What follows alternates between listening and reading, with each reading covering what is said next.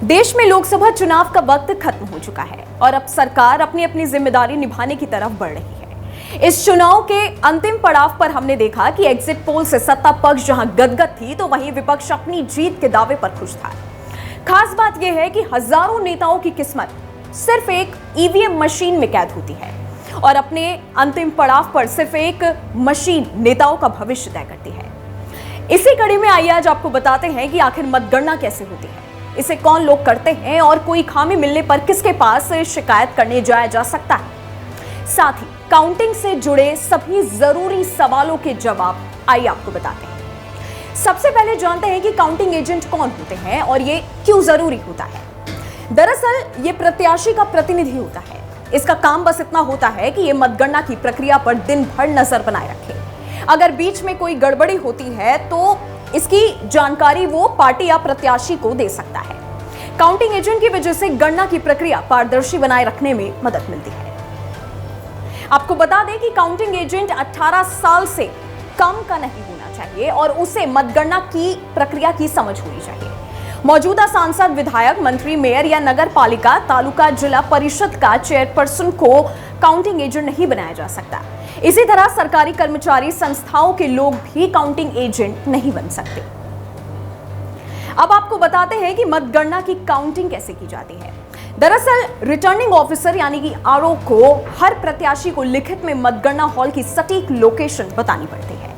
ये जानकारी आरओ को मतदान की तिथि तय होने के 7 दिन पहले बतानी होती है। विधानसभा सीट के लिए आमतौर पर सभी वोटों की गिनती एक ही जगह की जाती है, वहीं लोकसभा सीट के लिए वोटों की गिनती कई जगहों पर होती है। आमतौर पर लोकसभा क्षेत्र के सेंटर में यह मतगणना किया जाता है।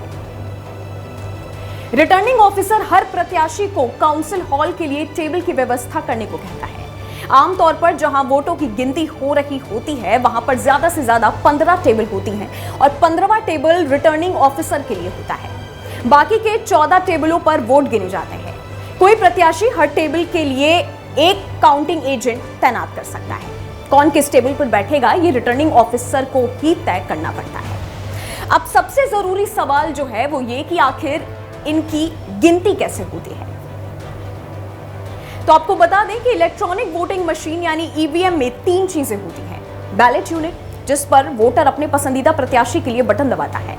दूसरा कंट्रोल यूनिट, जिसमें वोटर की पसंद का रिकॉर्ड दर्ज किया जाता है। तीसरा वीवीपैट यूनिट होता है जिसमें वोटर्स की पसंद की पर्ची निकलती है और उस पर दर्शाई जाती है। वोटिंग खत्म होने के बाद ईवीएम को स्ट्रांग रूम में रखा जाता है। सबसे पहले पोस्टल बैलेट के वोटों की गिनती की जाती है। पोस्टल बैलेट के वोटों की गिनती के 30 मिनट बाद ईवीएम की कंट्रोल यूनिट में दर्ज वोटों की गिनती शुरू होती है। इनकी गिनती के बाद रिजल्ट को आरओ या एआरओ की अनुमति से हॉल से सभी टेबल के सामने रखे ब्लैक बोर्ड, व्हाइट बोर्ड या टीवी सेट पर दर्शा दिया जाता है। हर कंट्रोल यूनिट के साथ फॉर्म 17C को भी लाना जरूरी है, जिसमें संबंधित पोलिंग स्टेशन पर पड़े नंबरों का रिकॉर्ड होता है। उसके बाद कंट्रोल यूनिट को काउंसिल हॉल में कड़ी सुरक्षा के बीच बंद डिब्बों में लाया जाता है। हर कंट्रोल यूनिट की एक यूनिक आईडी बनाई जाती है।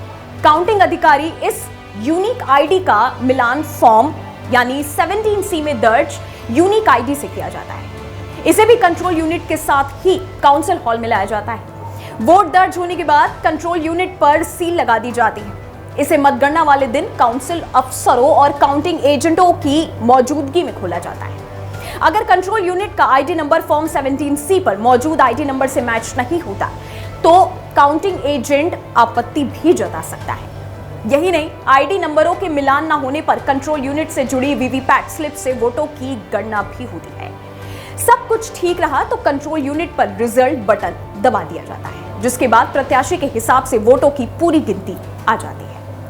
आपकी इस वीडियो के बारे में क्या राय है, नीचे कमेंट सेक्शन में जरूर बताइएगा।